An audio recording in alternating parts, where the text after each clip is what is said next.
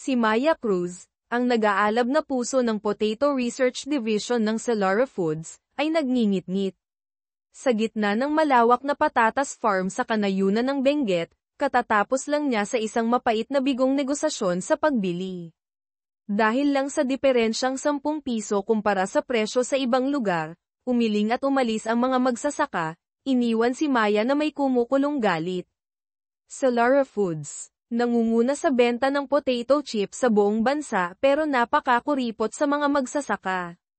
Nanggigigil niyang sabi, sumasabog ang galit. Sa isang iglap na pagkawala ng kontrol, sa gitna ng hihip ng hangin at amoy ng basang lupa, binitiwan ni Maya ang isang masamang sumpa, isinusumpa ko, malugi sana ang Selara Foods.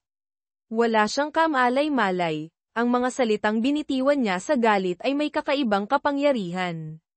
Sa mismong sandaling iyon, sa makintab na head office sa Maynila, ang CEO ng Selara Foods ay pipirma na sana sa kontratang magbebenta ng kumpanya sa isang kilalang corporate vulture.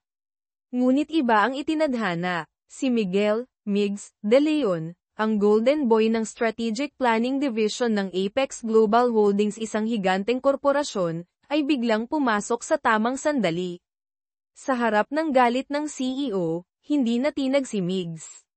Malamig niyang inilantad ang tunay na kulay ng kadil nito, isang eksperto sa hostile takeover, na nagtutulak sa mga kumpanya sa pagkalugi matapos itong sakupin. Nagbigay ng ultimatum si Migs, magsasanib puwersa sa Apex Global at tumanggap ng buong suporta para ibangon ang Selara Foods, o ibenta sa vulture, at panoorin ang pagbagsak ng kumpanya. Upang iligtas ang pinaghirapan ng buong buhay, napilitan ang CEO ng Selara Foods na tanggapin ang alok ng Apex Global. Samantala, sa Patatas Research Center sa Benguet, si Maya at ang kanyang mga kasamahan ay masaya pa ring kumakanta para salubungin ang bagong miyembro, walang kaalam-alam sa paparating na unos. Nang matanggap ng kanilang hepe ang nakagigimbal na tawag tungkol sa merger at panganib ng pagkalugi, doon lang nawala ang masayang paligid, napalitan ng matinding pag-aalala. Doble ang dagok para kay Maya, ang pag-merge ng Selara Foods ay isa ng malaking shock. Ngunit ang bumili ay ang Apex Global, ang lugar kung saan siya nagtrabaho ng 6 na taon at umalis na may malalim na hidwaan. Ang Apex Global, para kay Maya, ay isang bangungot na hindi pa nawawala. Si Migs naman, matapos ang matagumpay na pagsagip sa Selara Foods, ay bumalik sa Apex Global at nasalubong ang isang katatanggal lang na empleyado na galit na naghahanap ng gulo. Habang nag-aalala ang mga katrabaho, kalmado lang siyang pinanood ang pasugad na lalaki, sa kamarahang binuksan ang pinto ng katabing kwarto sa tamang oras, dahilan para dumiretso sa loob ang lalaki dahil sa puwersa. Sumara ang pinto, ang mga nakaririnding sigaw mula sa loob ay nagpataranta sa lahat, iniisip na si Migs ang nasa panganib. Ngunit nang buksan ang pinto, nagulat sila nang makitang ang nanggulo pala ang naayos. Doon lang naalala ng lahat, si Migs ay dating miyembro ng Philippine Special Forces. Pagkatapos ng merger, ang research team, sa pangunguna ni Maya, ay ipinatawag sa Apex Global Headquarters sa Maynila. Ayon sa sigaw ni Maya na, kailangang magmukhang astig para hindi tayo maliitin, 7 tao ang bihis na matapang na pumasok sa modernong gusali. Ngunit pagdating pa lang sa Human Resources Department, tinawag na silang probinsyano, at kinwestiyon ang pangangailangan para sa research center. Hindi napigilan ni Maya ang galit. Bumuhos ang isang madamdaming pagtatanggol, ang trabaho nila ay hindi lang pagpapasarap ng patatas, kundi paglikha ng bagong varieties, pagsubaybay sa paglago, pakikipag-ugnayan sa mga magsasaka, pagpapataas ng kalidad at ani sila ang mga pioneer sa high-tech agriculture ng Pilipinas. Walang tigil siyang nagsalita hanggang sa bulungan siya ng kasama na may lupa pa sa kuko niya. Nagmamadali niyang itinago ang kamay, tinapos ang kanyang talumpati. Nang kunan ng ID picture, sinubukan ng buong grupo na magmukhang cool, pero lahat sila ay nauwi sa matigas at mabangis na itsura. Nang matanggap ang bagong ID, nanatili ang kaba tungkol sa restructuring at tanggalan. Sakto namang dumating ang balita na may biglaang inspection mula sa Apex Global sa Research Center sa Benguet. Nagmamadaling umuwi ang grupo. Nakakainis, hindi gumagana ang bago nilang ID para buksan ang gate. Sa gitna ng krisis, kanya-kanyang diskarte may tumalon, may sumuot sa ilalim. Pagkapasok, natigilan sila nang makita ang grupo ng mga manager mula sa Apex Global. At ang leader, walang iba kundi si Marco Santos, ang ex-boyfriend ni Maya. Para makaiwas, yumuko si Maya at nagkunwaring gumagapang sa lupa. Nang makalagpas na ang grupo ni Marco, akmang tatakas na siya ng isang kasamahan ang sumigaw ng pangalan niya, Maya. Narinig ni Marco, lumingon, at tinawag siya. Sa harap ng dating kasintahan na ngayoy may tsura at matagumpay, nakaramdam si Maya ng pait at galit. Itinaas niya ang kanyang middle finger, patungo sa lalaki at padabog na umalis. Nagmamadaling tumakbo ang grupo papunta sa main building ng center, kung saan isa pang lalaki ang masusing nag-iinspeksyon. Nang lumingon ito, natulala ang mga babaeng kasamahan sa malaartistahing itsura nito. Ngunit ang paghanga ay agad naglaho nang magsimula itong si Migs de Leon pala na pamuna mula sa expired na tsaa, inaabusong benepisyo, hanggang sa nasasayang na papel. Hindi nagpatalo si Maya, nakipagtalo na kahit pag-aari na sila ng Apex Global, hindi sila dapat iniinspeksyon ng biglaan. Malamig na sumagot si Migs, kung nagpasabi kami, itatago ninyo ang problema. Hindi iyon inspection. Iyon ay planadong pagtatakip. Nang paalis na si Migs, si Maya at ang mga kasamahan ay nakatayo sa balkonahe, pinapanood ang papalayong anyo nito at hindi mapigil ang magbulungan. Gwapo nga, ang sama naman ng ugali, buwisit. Si Maya, sa pag-aakalang hindi siya maririnig ni Migs, ay sumigaw pa ng isa pang sumpa sa galit, sana may mahulog sa ulo niya. Hindi niya alam, sa hindi kalayuan, isang pares ng itim na mata ang nakarinig at naintindihan ang sinabi niya. Agad-agad, isang itim na uwak mula sa puno ang mabilis na lumipad pababa at tinuka ang ulo ni Migs. Hindi pa siya nakakabawi, muling umatake ang uwak ng mas matindi. Natarantang sumigaw si Maya, nagmamadaling bumaba para umawat. Si Migs, para maiwasan ang mga tuka, ay napayakap na lang sa ulo at tumakbo ng mabilis papunta sa kalapit na burol. Son Nilo. Tigil, sigaw ni Maya sa pangalan ng uwak, pangalang binigay niya rito matapos niya itong iligtas, at hinabol si Migs, sinusubukang pigilan ito, ngunit huli na ang lahat.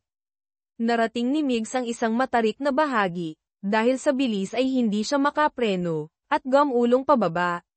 Sa kabutihang palad, ilang kababaihang nagpapahinga malapit doon ang nakarinig sa sigaw ni Maya at mabilis na itinulak ang isang kariton para harangin ang daan. Dumiretso si Migs sa kariton at doon tumigil. Nagmamadaling dinala ni Maya si Migs sa lokal na ospital. Lumabas sa resulta na gallows lang ang tinamo niya. Hindi makapaniwala si Maya. Ipinaliwanag ni Migs, dahil sa training niya sa Special Forces, na-adjust niya ang posisyon habang gumugulong para mabawasan ang pinsala. Ipinaliwanag din ni Maya ang tungkol kay Son Nilo, na madalas itong nasa paligid ng center simula nang iligtas niya ito, at minsan ay kumikilos, ayon sa sinasabi niya, bagaman agad niyang itinanggi na sinadya niya ito. Bago umalis, nag-aalalang nagtanong si Maya kung itutuloy pa ba ng Apex Global ang Research Center.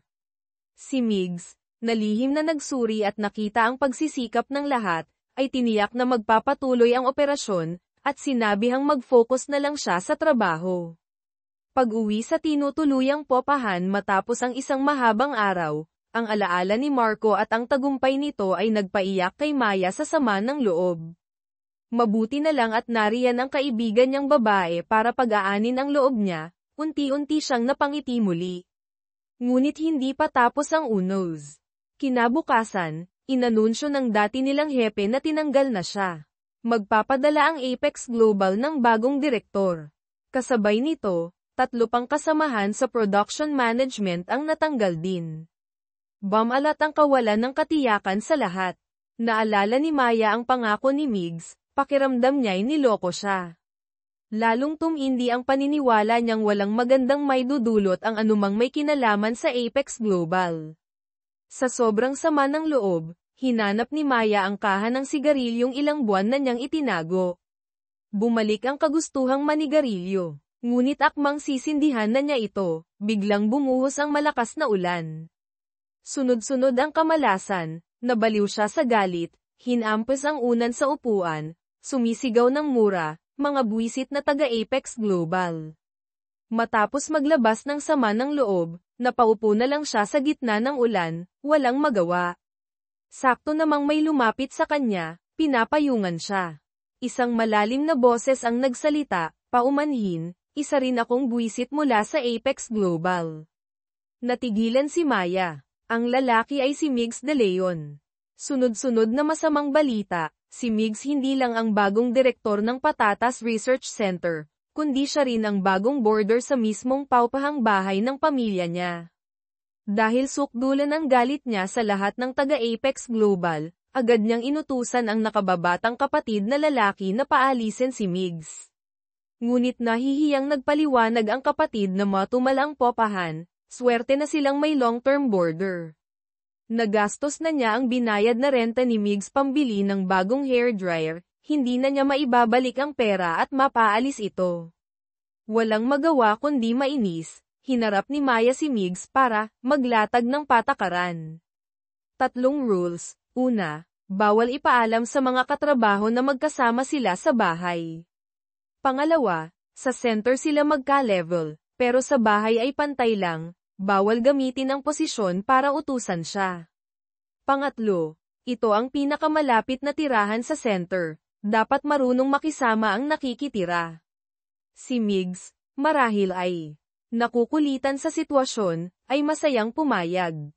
Nakangising bumalik si Maya sa kwarto, ngunit ang kaibigan niyang writer ay nagsimula ng gumawa ng kwentong, asong pusa, na romantic comedy, mag-aaway tapos magkakainlaban.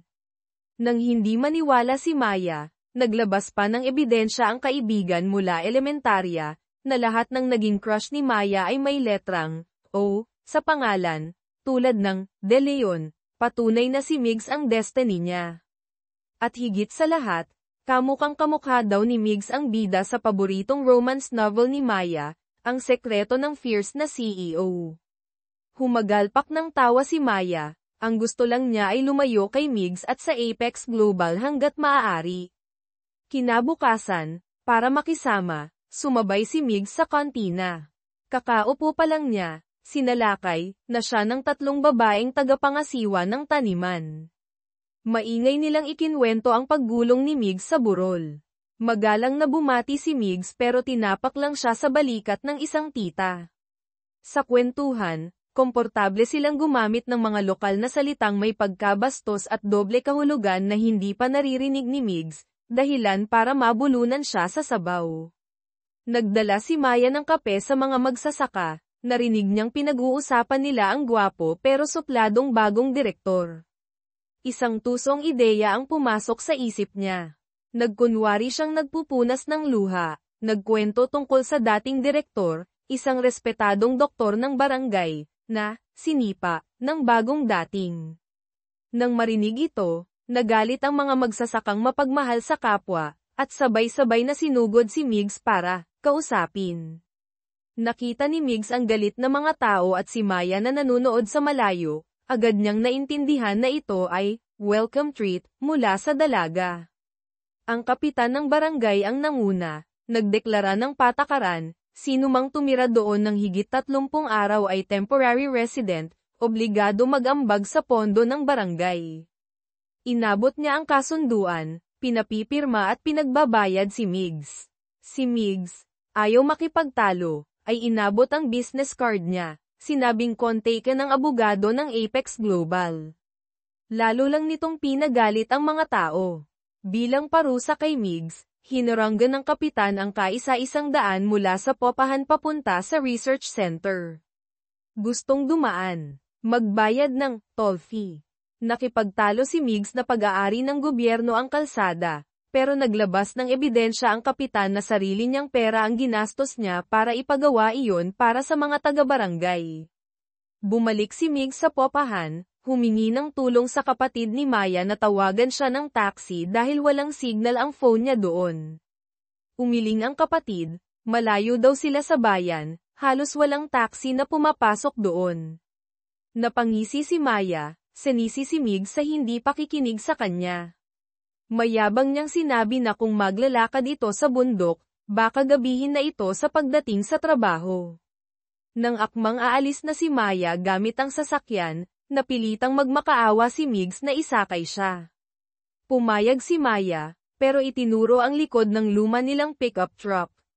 Si Migs, ang sosyal na binata, ay napilitang umupo sa likod kasama ang briefcase na parang refugee. Si Maya, na naiinis sa kayabangan nito, ay sinadyang idaan ang sasakyan sa mga bako-bakong parte, dahilan para tumalbog-talbog si Migs. Puno ng alikabok at gusot ang damit, mukha siyang kawawa.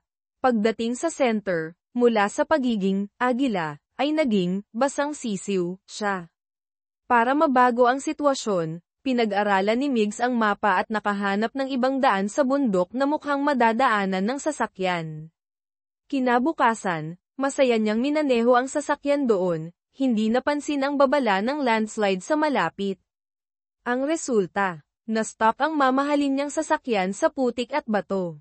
Napilitan siyang tumawag ng tulong at muling magmakaawa kay Maya na isakay siya. Sa pagkakataong ito, gusto niyang umupo sa harap, pero sira pala ang passenger seat. Kahit anong pilit niya, hindi niya ito maayos, kaya balik ulit siya sa likod ng pick-up. Pinayuhan siya ni Maya na magbayad na lang, pero matigas si Migs na hindi siya susuko. Sa ikatlong araw, gumising si Migs ng maaga para abangan ang kaisa-isang bus na dumadaan. Ngunit dumaan lang ito sa harap niya, lulan ang kapitan at ang mga taga-barangay na masayang nagtatawanan. Samantala, sa isang kasalan sa bayan, aksidenteng nakita ng kapatid ni Maya si Marco, ang ex ni Maya. Nagtanong si Marco tungkol kay Maya, at nadulas ang kapatid na nasa Benguet ito, nagre-research ng patatas. Naghinala si Marco, pagbalik sa opisina ay chinek ang listahan ng empleyado ng research center, at nakita nga ang pangalan ni Maya. Bigla niyang naalala na si Migs de Leon ay doon din na-assign. Silang dalawa, magkasama sa trabaho. Sakto namang nakatanggap si Maya ng emergency call, ang taniman ng patatas at sili sa kalapit na lugar ay inaatake ng peste. Malas, ang buong technical team ay na-food poison mula sa handaan kagabi at nasa ospital. Para isalba ang ani, inutusan ng hepe ang lahat ng empleyado ng center, kahit anong departamento, na lumabas at mag-spray ng pestisidyo.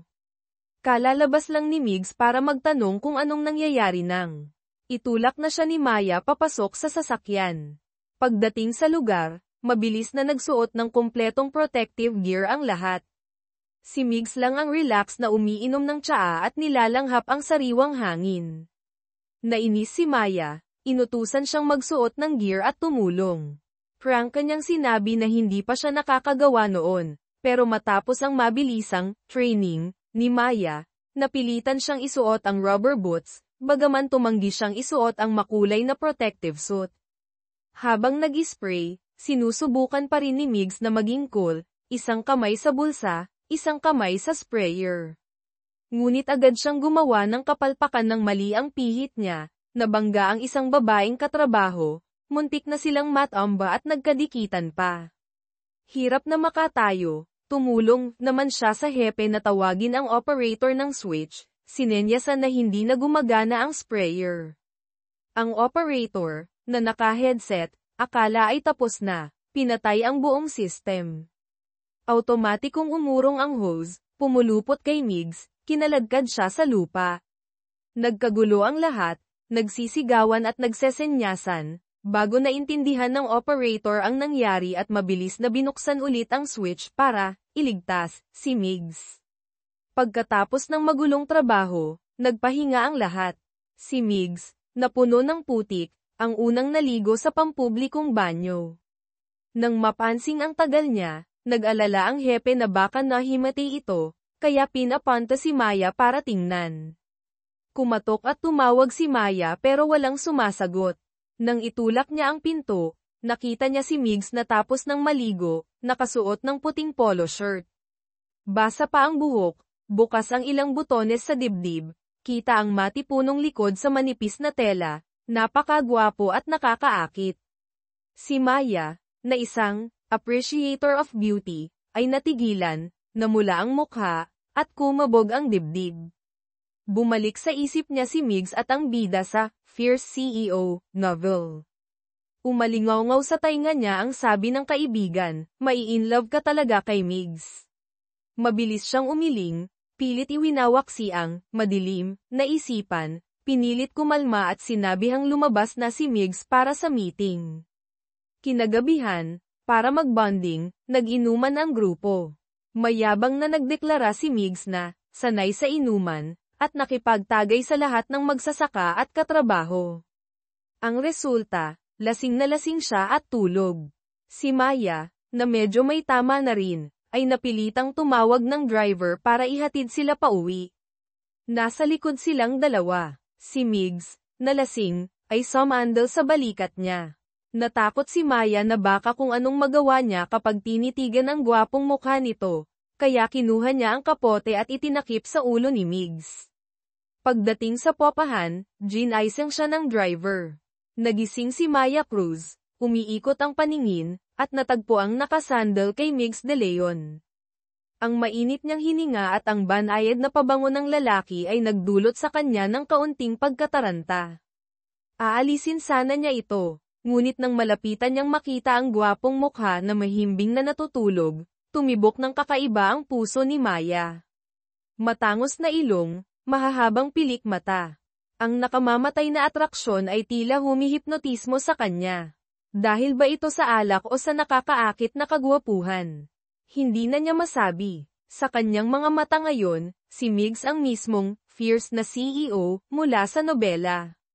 Nawala ang kanyang katinoan, dahan-dahan siyang yumuko at dinampian ng halik ang kanyang mga labi. Kinaumagahan, ginaisang si Maya ng sikat ng araw. Bumuhos na parang baha ang mga alaala ng nagdaang gabi. Siya, hinalikan niya si Migs ng kusa. Diyos ko, gusto ni Maya maghukay ng malalim na butas at magtago. Nakakainis, sakto namang nagising ang best friend niya, puno ng kahulugan ang mga mata. Uy, may hindi nakapagpigil kagabi ah. Nagkandaw-tal-yutal si Maya sa pagpapaliwanag na dahil lang iyon sa alak, sa biglaang bugso ng damdamin, ngunit naging walang kabuluhan ang mga salita sa harap ng mapanuksong ngiti at malinaw na katotohanan. Sa gitna ng pagpapanik, gustong mag-text ni Maya kay Migs para humingi ng tawad. Bumuo siya ng mensahe ng paulit-ulit, ngunit bawat salita ay parang pilit at alanganin. Sa huli, nagpasya siyang gamitin ang huling alas, magkunwaring may amnesia. Si Migs naman, tandang-tanda ang lahat. Matapos ang di inaasahang halik, si Maya, imbes na mahiya, ay sumayaw pa na parang batang binigyan ng candy bago tuluyang nakatulog. Naiwan siyang nakatulala, kinukwestiyon ang buong buhay niya. Ano ang nangyari? Para subukang burahin ang imahe, naglinis siya ng ref, nagplansya ng damit, at nag-garden pa buong gabi nang walang tulog. Ang tunog ng telepono mula kay Migs ay nagpatalon kay Maya sa takot. Paano niya ito haharapin? Sa sobrang taranta, mabilis niyang pinatay ang tawag. Sakto namang bumaba si Migs mula sa itaas, nakita siyang hawak ang telepono. Nagkunwari si Maya na nasisilaw, mabilis na isinara ang kurtina. Ngunit hindi sumuko si Migs, tumakbo siya at kumatok sa pinto ng kwarto niya. Sa sobrang takot, inihagis ni Maya ang sapatos palabas ng bintana at tumalon para tumakas. Hindi niya inaasahan, naghihintay na pala si Migs sa ibaba, at marahan pa siyang sinalo nito. Sa wakas ay nahuli, seryosong humingi ng paliwanag si Migs. Matigas pa ring nagkunwaring, lasing at walang maalala, si Maya. Napangisi si Migs, inilantad ang kanyang kasinungalingan, ganun ba? Siguro nakalimutan mo na rin na ako ang nagbayad ng 500 piso para sa taxi driver mo kagabi at 1,200 piso para sa full tank na gasolina ng kotse mo. Total 1,700 piso, ibalik mo sa akin. Alam ni Maya na nagsisinungaling siya, pero kung kokontra siya, mabubuking ang amnesia act niya. Pinag-isipan niyang mabuti, at napilitang ilabas ang telepono para magkunwaring magta-transfer. Sakto namang dumating ang kapatid niyang lalaki. Parang nabunutan ng tinik si Maya, mabilis niyang iniba ang usapan, pinakiusapan ang kapatid na linisin ang kwarto ni Migs. Bago pa makapag-react si Migs, tumakas na siya. Malapit na ang taunang food contest ng research center. Ang mga taga-kalapit na barangay ay sabik na dumalo. Si Maya, bilang miyembro ng kanilang barangay, ay abala sa paghahanda kasama ang kapitan at iba pa. Ngunit hindi siya tinantana ni Migs. Muli siyang lumapit, inilahad ang kamay para singilin ang 1,700 piso. Mabilis na dinampot ni Maya ang mantle, nagkunwaring abala. Ngunit hinablot ito ni Migs, nagdeklara, tutulungan kita, bayaran mo ako. Akala ni Maya ay nagbibiro siya, ngunit agad na inilatag ni Migs ang mantle ng napaka-elegante, inilagay ang florera sa mesa. Ang mga galaw ay parang isang propesyonal na waiter. Lumabas na nagtrabaho pala siya ng 22 buwan sa isang fine dining restaurant sa Makati. Sinubukan pa ring tumakas sa utang ni Maya, nagdahilang kailangan pa niyang ayusin ang mga plato. Narinig ito ni Migs, at buong tatag na binitbit ang 2 mataas na tumpok ng plato. Inamin niyang nagtrabaho rin siya ng 14 na buwan sa buffet restaurant ng isang 5-star hotel. Napanganga si Maya. Nang matapos si Migs at muling lumapit para maningil, nagdahilan na naman si Maya na kailangan niyang tumulong sa parking area. Hindi rin ito naging problema kay Migs. Nagtrabaho rin pala siya ng 8 buwan sa parking lot ng isang malaking amusement park. Agad siyang naging isang profesional na parking attendant. Maayos na pinamahalaan ang mga sasakyan, magalang ang pakikitungo, perpekto ang skills. Pagkatapos ng trabaho, muli niyang kinulit si Maya. Sakto namang dumating ang kapitan ng Calabang Barangay kasama ang kanilang chef na kagagaling lang sa Amerika. Nagsimula silang mangasar, sinasabing 3 taon ng talunan ang barangay ni Maya. Hindi nakapagtimpi ang kapitan ni Maya. Nagsagutan sila hanggang sa mauwi sa suntukan. Sumugod na rin ang mga taga-barangay nila, naging magulo ang buong lugar. Tanging si Migs lang ang nanatiling kalmado, naka-headset, nakaupo sa isang sulok at nagbabalat ng patatas, walang pakialam sa gulo. Natapos ang gulo sa isang magulong eksena. Sa kasamaang palad, ang kapatid ni Maya ang pangunahing chef ng barangay ay nadapa at napasubsob sa tumpok ng hiniwang sibuyas. Sobrang hapdi ng mata niya kaya hindi na siya makapagluto. Si Maya at ang kapitan ay lumapit kay Migs bilang huling pag-asa, tinanong kung marunong siyang magluto. Kalmadong sumagot si Migs na mayroon siyang Filipino at International Culinary Certificates, ngunit ayaw niyang tulungan ang mga taong nanggipit sa kanya kanina. Nagmamadaling humingi ng tawad ang kapitan. Tiniyak din ni Maya na bibigyan siya ng special pass ng barangay at hindi nahaharangyan ang sasakyan niya. Doon lang pumayag si Migs. Nagpalit siya ng chef's uniform, handa ng lumaban. Para magpakitang gilas, nagperform ang Calabang chef ng kahanga-hangang knife skills, nagpaikot-ikot ng patatas at sinalo ito gamit ang kawali. Hindi nagpatalo si Migs. Naghagis siya ng patatas sa ere, kumislap ang kutsilyo sa ilang mabilis na hiwa. Pagbagsak ng patatas sa kawali, nahati na ito sa 4 na pantay na piraso.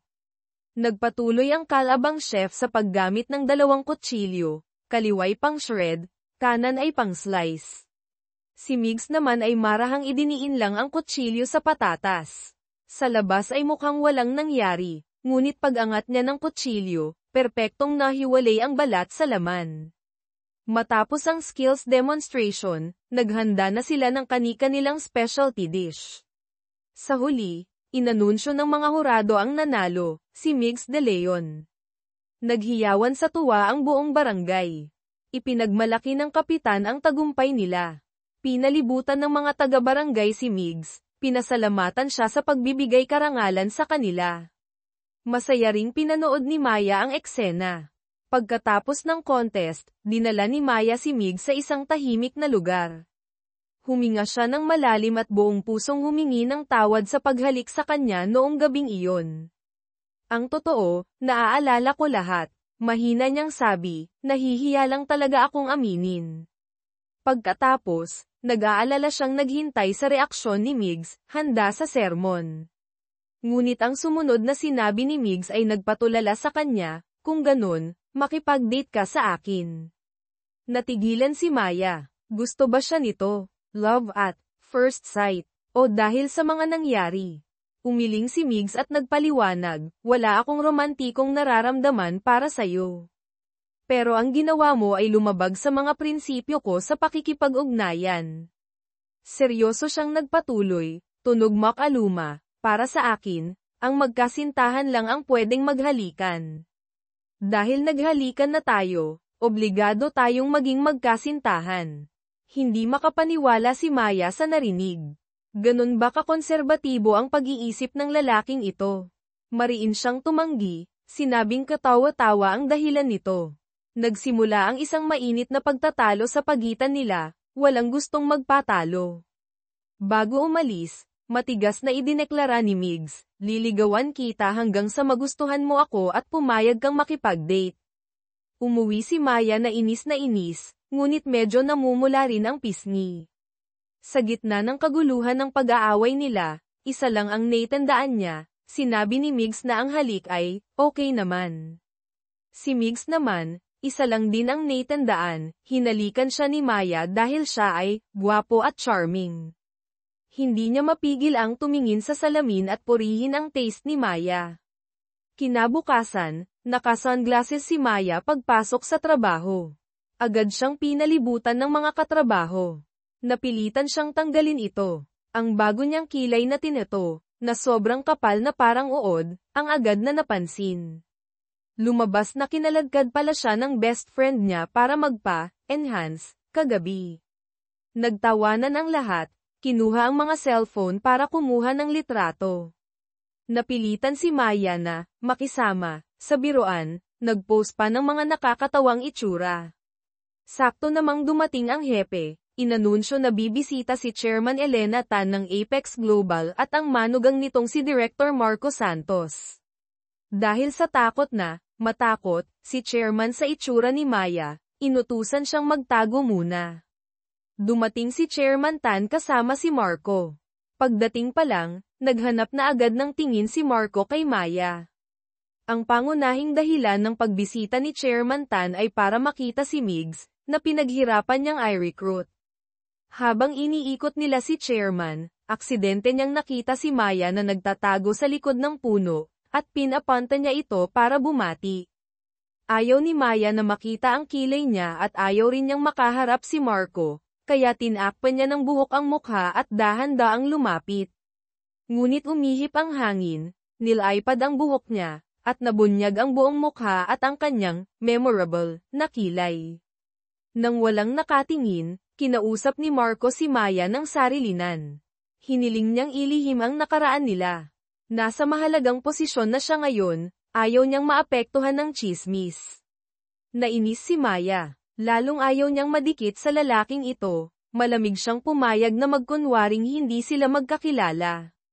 Ngunit pagtalikod ni Maya, humabol pa si Marco, yung dati pa rin shampoo mo, no? Sumabog ang galit ni Maya, lumingon siya at sinuntok si Marco sa mukha, dahilan para matamba ito. Sakto namang dumating si Migs, naramdaman ang tensyon.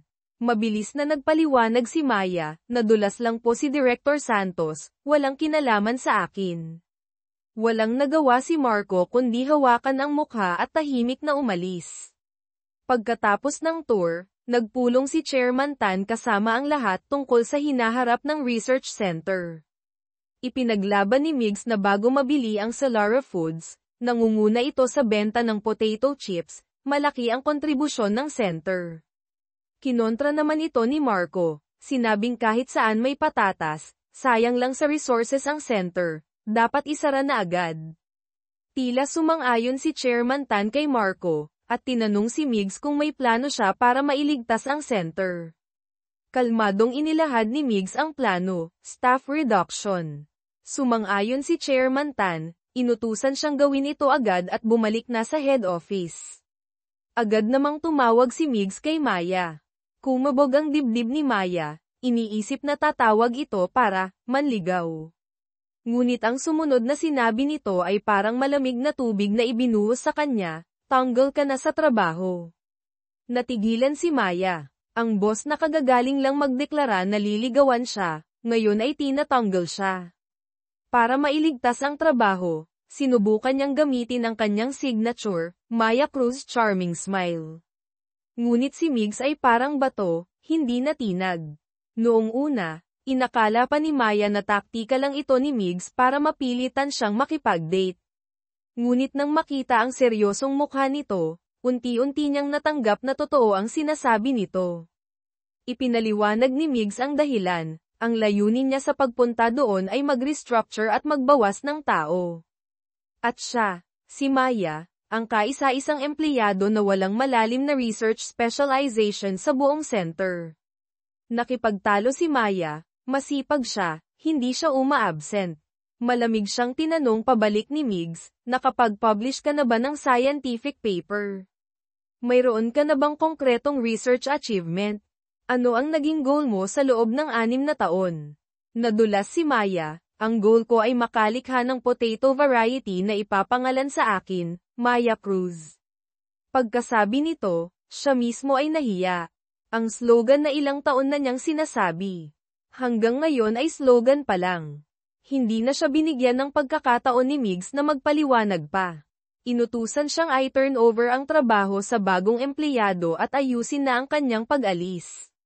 Pwede ka nang magsimulang maghanap ng bagong trabaho ngayon. Dahil sa galit at pagkadismaya, napasubsob si Maya sa manibela, nangingilid ang luha. Napanood ni Migs, may bahid ng awa sa kanyang mga mata. Kinagabihan, hindi pa umuuwi si Maya, hindi rin sumasagot sa tawag. Nag-aalalang pumunta ang kapatid at kaibigan niya kay Migs, tinanong kung may nangyaring masama kay Maya sa center. Hindi sinabi ni Migs ang tungkol sa pagkakatanggal, ngunit may kaunti rin siyang pag-aalala na baka kung ano ang isipin nito. Samantala, si Maya ay nasa isang lumang simbahan sa Burol, kung saan naninirahan ang kanyang ama na piniling maging deboto matapos mamatay ang kanyang ina. Ang pakikipag-usap sa ama ang tanging paraan niya para gamaan ang loob. Halos hating gabi na, wala pa rin si Maya. Hindi mapakali si Migs sa kwarto. Pabalik-balik sa paglalakad, silip ng silip sa bintana. Sa wakas, nakita niya ang pamilyar na anyo ni Maya na bumaba mula sa isang di kilalang sasakyan. Sumayaw pa ito ng kung ano-ano, at akmang lalapitan ang kotse ni Migs na parang sisirain ang side mirror. Nang makita niyang ligtas itong nakauwi, kahit medyo kakaiba, doon lang nakahinga ng maluwag si Migs. Nagising ang kapatid niyang lalaki para uminom ng tubig. Nang malaman niyang galing si Maya sa simbahan, napabuntong hininga ito at nagreklamo. Maagang namatay ang ina, nagpari naman ang ama, lahat ng responsibilidad ay napunta kay Maya, ang panganay sa 3 magkakapatid. Mabait siyang anak, buong pusong anak ko ang responsibilidad sa pamilya. Sinimulan na ni Migs na kausapin isa-isa ang mga empleyado tungkol sa restructuring plan. Nagpa siya si Maya na subukan sa huling pagkakataon. Pumasok siya sa opisina ni Migs, ginamit ang pinakamatamis niyang ngiti. Ngunit si Migs ay parang estatwa pa rin, malamig na tinanong kung anong kailangan niya. Napilitang magmakaawa si Maya, pumayag na hindi tumanggap ng aumento sa sahod sa loob ng 2 taon, basta't manatili lang siya. Mahirap humanap ng murang labor na kasing sipag ko ngayon. Ngunit kahit anong sabihin niya, hindi nagbago ang desisyon ni Migs. Napilitang harapin ni Maya ang katotohanan. Nagkunwari siyang humihingi ng kontak ng mga recruiter mula sa mga katrabaho, nagsinungaling na para sa kaibigan niyang naghahanap ng trabaho sa agrikultura. Pagkatapos, nakipagkita siya sa isang recruiter sa Manila Peninsula Hotel. Buong sigla niyang ipinakilala ang sarili, umaasang makakuha ng pagkakataon. Ngunit tila hindi masyadong humanga ang recruiter sa kanyang resume, at mabilis na tinapos ang usapan. Nagkataon namang nasa hotel din si Marco at narinig ang buong usapan. Pagkaalis ng recruiter, umupo siya sa harap ni Maya. Tinanggal ka ni Migs de Leon. Mukha siyang nakikisimpatya, sa kapahiwatig na si Migs ay nagrekomenda lang, ngunit siya ang may huling say. Dahil sa pinagsamahan natin noon, pwede kitang tulungang manatili. Tinitigan siya ni Maya sa mata, sinabihang itaas ang kamao, buksan ang palad, at sampalan ang sarili. Para matauhan ka, sabi niya, malamig ang boses. Makinig ka, Marco Santos, kahit gaano pa ako bumagsak, hinding-hindi ko kakailanganin ang awa mo. Pagkasabi noon, galit siyang umalis. Pumunta si Marco sa hotel para sana makipagkita sa dati niyang asawa, si Isabel Reyes, na kara-rating lang mula sa ibang bansa. Ngunit tumanggi si Isabel na makipagkita sa kanya, at si Migs ang kinausap nito. Magkaibigan pala sina Migs at Isabel mula pagkabata. Nang makitang magulo ang kwarto ni Isabel sa hotel, tinulungan niya itong magligpit, habang pinapayuhan na kausapin si Marco. Nainis si Isabel. Ang tagal na nating magkakilala, dapat sa akin kakampi. Samantala, nakarating na sa dalawang babaeng katrabaho ni Maya ang balita tungkol sa interview niya. Hinarang nila si Maya at pilit na pinagtatanong. Hindi na may tago, napilitan si Maya na umamin na tanggal na siya. Nagalit ang dalawa para kay Maya, masamang tingin ang ipinukol nila kay Migs, na nagpatindig ng balahibo nito. Sinubukan ni Migs na iwasan ang mga tingin nila. Ngunit pag-uwi niya, nadatnan niyang hinaranggan ng dalawang kotse ang sasakyan niya. Alam niyang ito ang tahimik na protesta nila, kaya napabuntong hininga na lang siya at itinulak ang sariling sasakyan. Si Maya at ang dalawang kasamahan ay nagtatago sa isang sulok, pinapanood siya at nagbubunyi, sa wakas ay nakaganti. Pag-uwi sa bahay, may natanggap na package si Migs. Nasa loob ang pekeng bulaklak ng sampagitan na inorder niya matapos tanungin si Maya kung anong paborito niyang bulaklak, pabirong sinabi ni Maya na pekeng sampagita. Ngayon, hawak ang bulaklak, nag-aalangan siya kung ibibigay pa ba niya ito sa taong katatanggal lang niya sa trabaho. Malapit na ang quarterly meeting ng research center.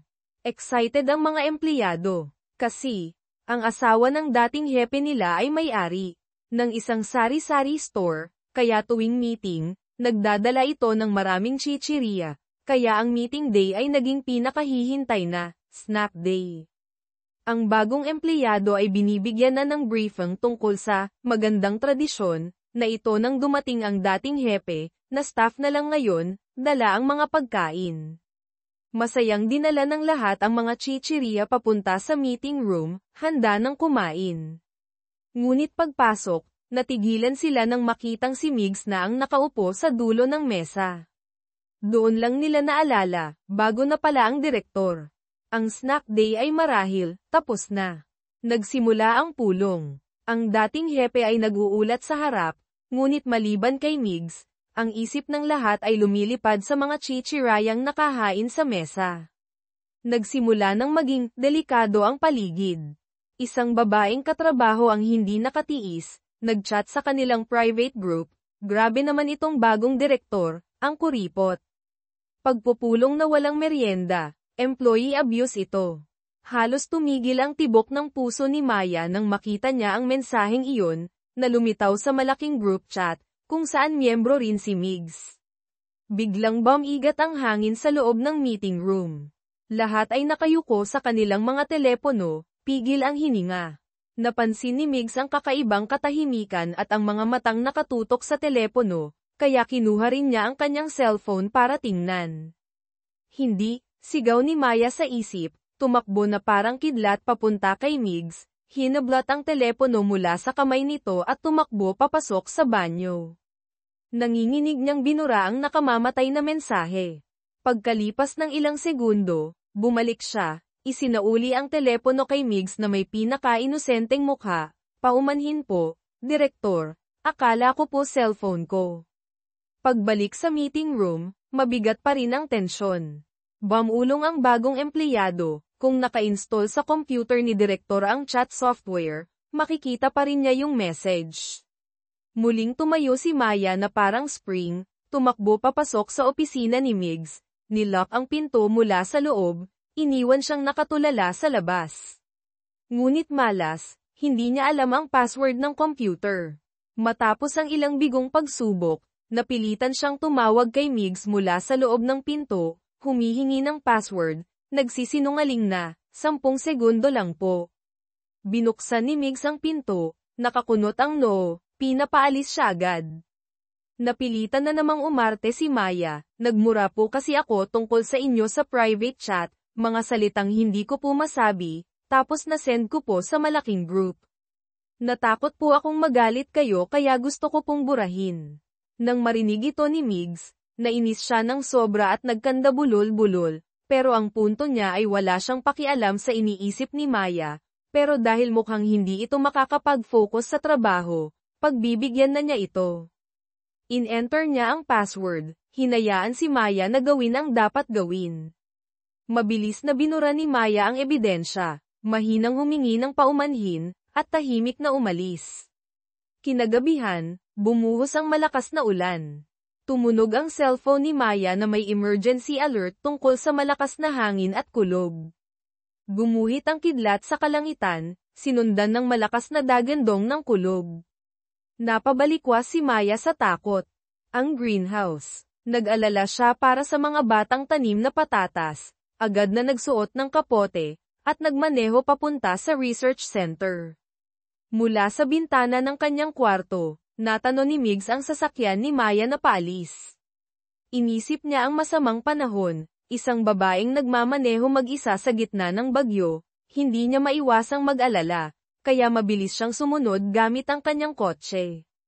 Pagdating doon, nakita ni Maya na ang trapal, tolda, lona, na pantakip sa greenhouse ay punit-punit na dahil sa hangin. Nagmamadali siyang humanap ng paraan para ayusin ito at protektahan ang mga tanim. Habang nahihirapan siyang hawakan ang mabigat na trapal sa malakas na hangin, isang malakas na kamay ang umabot at tumulong sa kanya na hilahin ito pababa. Si Migs. Dumating siya. Matapos ang paghihirap, pareho silang basang-basa. Pumasok sila sa main building, naligo ng mainit na tubig, at pagkatapos ay sabay na kumain ng instant noodles sa kantina ng center.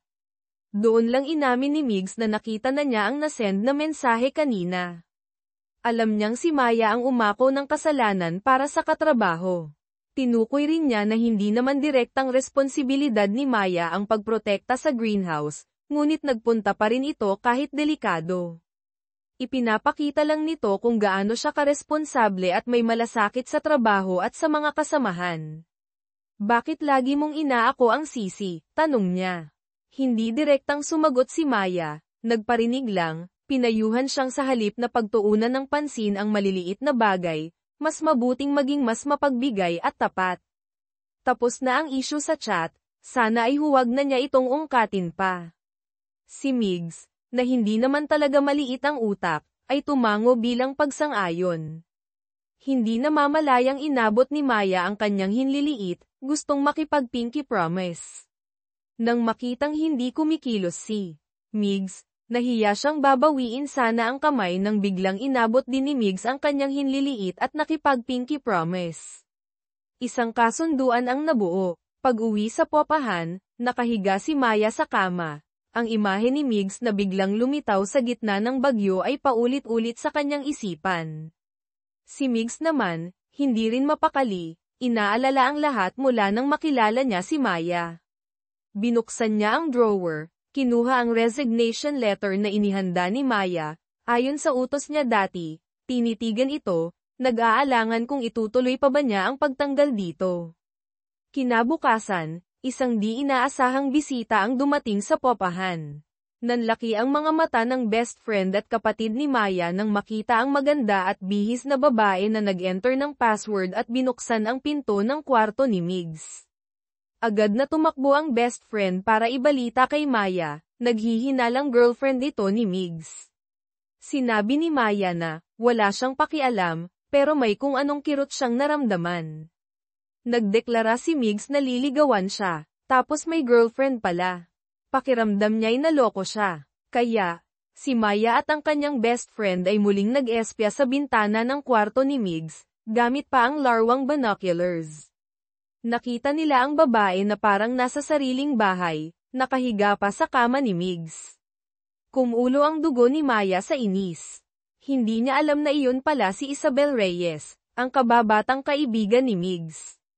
Kara-rating lang ni Isabel mula sa ibang bansa, ayaw pa niyang malaman agad ng pamilya kaya nakikituloy muna siya kay Migs.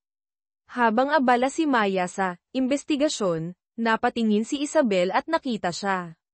Masiglang kumaway si Isabel, at sinenyasan pa siyang pumunta roon. Maya-maya lang, nag-doorbell na si Isabel sa kwarto ni Maya, iniimbitahan silang lahat sa isang ihaw-ihaw party para i-welcome siya. Sa party, bumulong ang kapatid ni Maya, grabe ang lakas ng pag-ibig.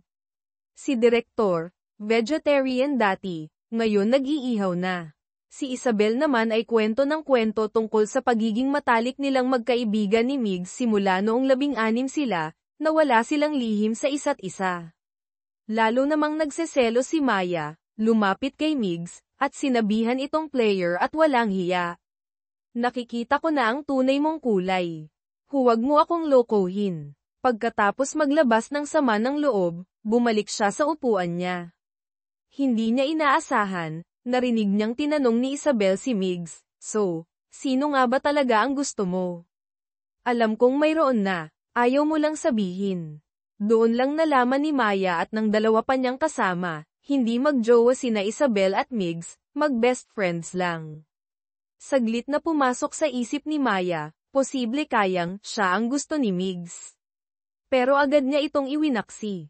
Sino namang matinong tao ang tatanggalin sa trabaho ang babaeng gusto niya?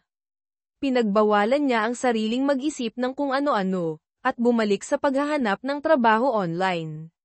Bigla, may pumasok na bagong email mula sa project management team ng Apex Global.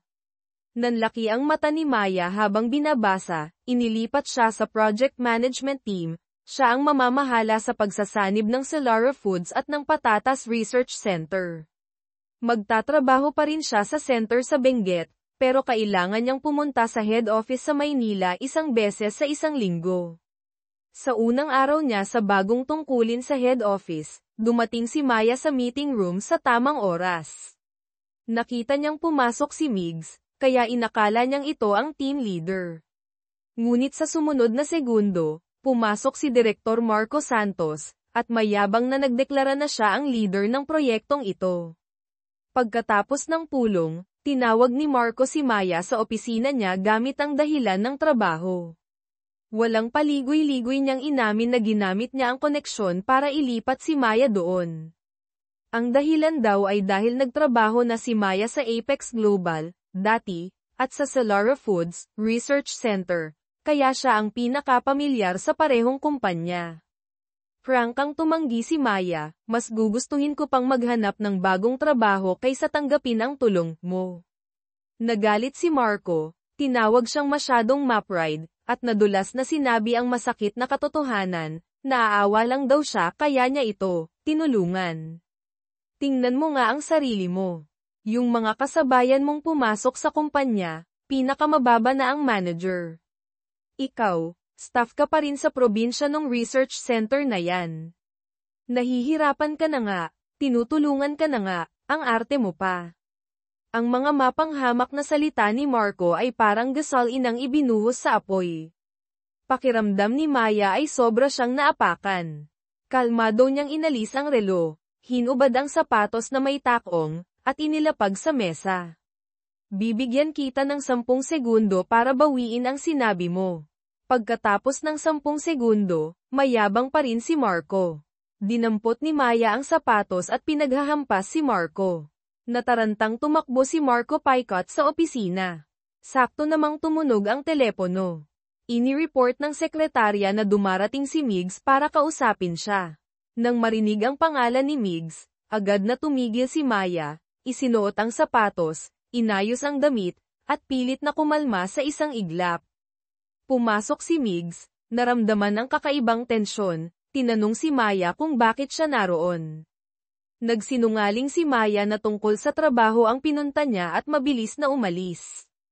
Paglabas ng Apex Global Headquarters, pumunta si Maya sa paborito niyang karinderya para kumain at magpalamig ng ulo. Malas, nandoon din si Migs.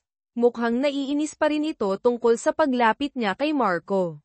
Kinwestiyon niya kung bakit hindi siya nag-report sa kanya tungkol sa trabaho at kay Marco siya lumapit.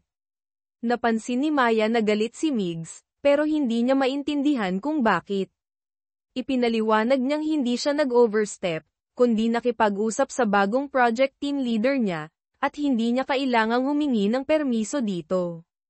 Paulit-ulit niyang inakusahan si Migs na ginagamit ang posisyon bilang direktor para pahirapan siya. Natalo sa argumento si Migs, kaya mabilis na umalis. Nang malaman ng dalawang kaibigan ni Maya na nalipat na siya, kahit nasa center pa rin, nalungkot sila. Sa araw na opisyal na nagsimula ang bagong assignment niya na kailangan niyang pumunta sa Maynila linggo-linggo, nag-iyakan silang tatlo na parang mabubuwag na ang kanilang patatas squad. Muling sinisi ni Maya, kasalanan lahat ito ng buwisit na Migs na yan. Kung may multo talaga sa mundo, isinusumpa kong mumultuhin siya araw-araw. Sakto namang pagkasabi niya noon, sa popahan, habang nagtatrabaho si Migs ng gabi, nakarinig siya ng isang kakaibang kumakalampag na tunog, parang lumang bakal na nagkikiskisan, o parang ungol ng kung ano. Sobrang natakot siya kaya hindi siya nakatulog buong gabi. Kinaumagahan, tinanong niya ang kapatid ni Maya kung may narinig itong kakaibang ingay kagabi. Sisigat na sana ang kapatid nang biglang tumakbo si Maya, inapakan ang paa nito, at nagsinungaling, wala kaming narinig. Sinadya niyang takutin si Migs. Nakakainis talaga ugali ni Direktor. Kung magiging multo ako, siguradong mumultuhin kita, araw-araw. Hindi naniniwala sa multo si Migs, ngunit pagdating sa research center, pag-upo pa lang niya sa kanyang silya, narinig niya ulit ang kumakalampag na tunog. Natakot siyang naghalughog sa paligid, tapos ay nakakita ng mga kakaibang pulang patak sa sahig, na umaabot hanggang sa pinto. Sinundan niya ang mga patak, nanginginig na binuksan ang pinto, at nakita ang dalawang matandang tita na katrabaho na nakatayo roon. Akala niya multo sa umaga, napasigaw siya at napaupo sa sahig. Nagmamadaling bumaba ang dalawang tita para i-report ang nangyari sa iba. Lumabas na kahapon pala, habang nasa head office si Migs, pumasok sila sa opisina nito para gumanti. Pero aksidenteng natapon ang pulang nail polish sa sahig at nasira ang lumang upuan. Dahil takot na malaman ni Migs, inutusan nila ang dalawang tita na sumilip muna. Hindi alam ni Migs ang totoo, hanggang pag-uwi niya ng gabi ay nanginginig pa rin siya sa takot. Habang nagmamaneho, isang flyer tungkol sa pagpapaalis ng multo ang lumipad at dumaikit sa windshield niya. Binasa niya ito, lalo siyang kinabahan. Kinabukasan, pag-uwi ni Maya at ng dalawa niyang kaibigan sa popahan, nakita nila ang isang albularyo na nag-aalay sa harap ng pinto ng kwarto ni Migs. Si Migs naman ay taimtim na nakaluhod, nagdarasal na matigil na ang mga kakaibang tunog. Na-realize ni Maya na malala na ang kalokohan niya, kaya mabilis siyang lumapit at sinabi ang totoo, hindi pumulto yan. Tunog po yan ng isang uri ng ibon sa bundok. Tuwing tag-init po tumutunog ng ganyan, tinatawag po naming maimong ibon. Kusang humingi ng tawad si Maya kay Migs. Ngunit sa pagkakataong ito, nagpa siya si Migs na gumanti, para maranasan din ni Maya ang pakiramdam ng pag-aalala. Hindi siya pumayag na patawarin ito agad, kailangan daw nitong paulit-ulit na humingi ng tawad para ipakita ang sinseridad. Binigyan ni Maya si Migs ng mansanas. Malamig itong hiniwa ni Migs at isinauli. Hindi nagpatalo si Maya, niyaya siyang magkape. Tumawag naman si Migs ng isang mobile coffee cart at inilibre ang buong research center. Hinugasan ni Maya ang kotse ni Migs. Nag-spray din ng tubig si Mig sa kotse ni Maya. Ang pangunahing layunin ay hindi tanggapin ang anumang pampalubag loob mula kay Maya. Ang best friend at kapatid niya na nanunood mula sa malayo ay hindi nahalatang nag-aasaran sila, sa halip ay nagbulungan, ay, grabe, naglalambingan na sila. Samantala, nalaman ni Direktor Marco na nasa Benguet si Isabel, sa Popahan. Bigla niyang naalala, doon din nakatira si Migs de Leon. Galit siyang nagmaneho papunta roon at kinalampag ang pinto. Hindi niya inaasahan, si Maya ang nagbukas. Nakita ni Maya si Marco sa harap ng bahay nila, kaya hinailan niya ito sa isang tabi at tinanong kung anong kailangan nito. Itinago ni Marco ang tungkol sa diborsyo, nagsinungaling na pumunta siya bilang boss para tingnan ang tirahan ni Migs. Pagkatapos, tinanong niya kung bakit nandoon si Maya. Mayabang na sumagot si Maya, bahay ko to, natural nandito ako. Sumakit ang ulo ni Marco. Pumunta siya sa kanyang tauhan, si Ginoong Reyes, para maglabas ng sama ng loob. Pinayuhan siya ni Ginoong Reyes na aminin na lang ang tungkol sa diborsyo. Sa kakatago niya, nagmumukha siyang kawawang single na habol ng habol sa ex-wife. Nahalata ni Ginoong Reyes na ginagawa ito ni Marco para hindi mawala ang titulong manugang ni chairman. Ikinwento ni Marco na si Isabel ay nasa Popahan ni Maya, at nandoon din si Migs. 3 taong kinaiinisan niya, magkakasama sa iisang bubong. Hinding-hindi niya pwedeng hayaang malaman nila ang relasyon niya kay Isabel, kaya humingi siya ng tulong kay Ginoong Reyes para mapalipat si Migs. Bumalik si Maya sa Popahan, huminto sa tapat ng pinto ni Migs. Hindi niya maiwasang maalala ang mga nakakatawa pero medyo sweet din na pag-aasaran nila kahapon. Pareho silang nasaktan, parehong pagod. Gusto sanang tawagan ni Maya si Migs para makipagbati, pero ayaw niyang maunang sumuko. Sakto namang tumunog ang telepono niya. Si Migs. Sinabi niyang nakita niyang hindi maganda ang itsura ni Maya, kaya hindi na siya galit. Hindi na raw nito kailangang gumawa ng mga pampalubag loob. Tuwang-tuwa si Maya, tumakbo sa bintana para tingnan si Migs. Nakita niyang nakatingin din ito sa kanya. Nagkatitigan sila sa bintana habang nag-uusap sa telepono. Biglang naging medyo awkward at romantiko ang paligid. Lalo na nang magpaalam si Migs, malambing niyang sinabi, matulog ka na. Namula ang mukha ni Maya, bumilis ang tibok ng puso niya. Para itago ang kilig, mabilis niyang tinapos ang tawag. Kinabukasan, nagpatawag ng pulong si Migs, inanunsyo ang plano na sa susunod na taon ay mag-i-import ng bagong potato variety mula Amerika, ang